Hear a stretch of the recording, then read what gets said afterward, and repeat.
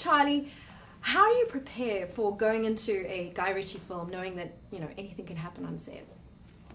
Just try to do your homework as you would any other film, and be prepared that you're going to have to throw it all out of the window and go back to the drawing board and trust Guy.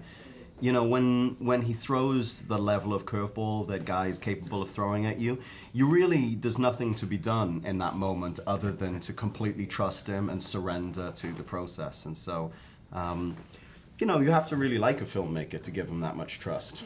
You know, and I think that I do like Guy enough. We'll see. I haven't seen the film yet, but hopefully that wasn't misplaced trust. And you, Hugh? Yeah, it was the same answer, really. Just be ready for landmines. You play a completely different character to what we've seen you before. I mean, was that something easy for you to get into? I imagine the costumes helped? The costume? Yes, costumes always help. Yeah, but I do, you know, I know some of these private investigators who work for big tabloid papers. I had some lunches with them and things rubbed off, you know, even if it was a jacket or a pair of glasses or a little bit of a tone of voice. Yeah. And a specific accent as well. Yeah, when I say tone of voice, I think that's what I mean. And learning the lines for a Guy Ritchie film, I mean, how do you prepare for that, knowing that you can't just say them anyway, I guess? I mean, there's very colourful lines of dialogue. Well, spending a lot of time with Guy helps a lot with that. You know, Guy, you know, sort of speaks the way he writes often. And so, you know, it can be quite infectious, and you know, you get sort of that rhythm playing with him a lot. You know, you don't want to get too, like we said earlier, you don't want to get too married to the lines, because he'll often do some pretty dramatic rewriting on the day. But so it's really just sort of getting that rhythm, you know. And it's very much a film within a film as well, you know, that idea of playing around with it. How much did you enjoy going through that, being that person who presents a script, you know, and his idea is there on paper? Yeah, it was an interesting new aspect of the character. He wasn't just this private investigator, but he also loved something. What he loved was movies.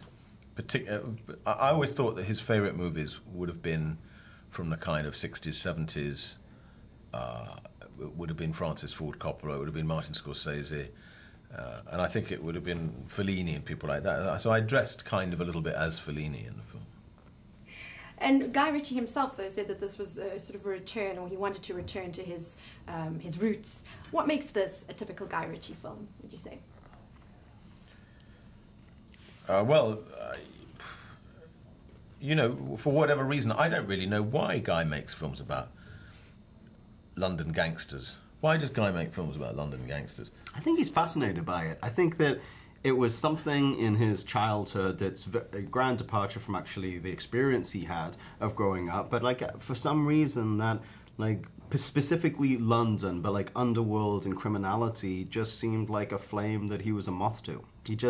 He loves it, he likes talking about these things, and he really is a gentleman. He doesn't live that sort of lifestyle or associate with those type of people, it doesn't seem like, in his real life, but in terms of just something that captures his imagination and is a world that he wants to keep exploring in his movies, it seems to not have waned at all. It just seems like he's really just turned on by setting stories, you know, against that backdrop. Well, it's a lot of fun, so thank you so much. Really enjoyed that. Sweet Mary Jane is my bicycle. 400 million is a fair to generous asking price.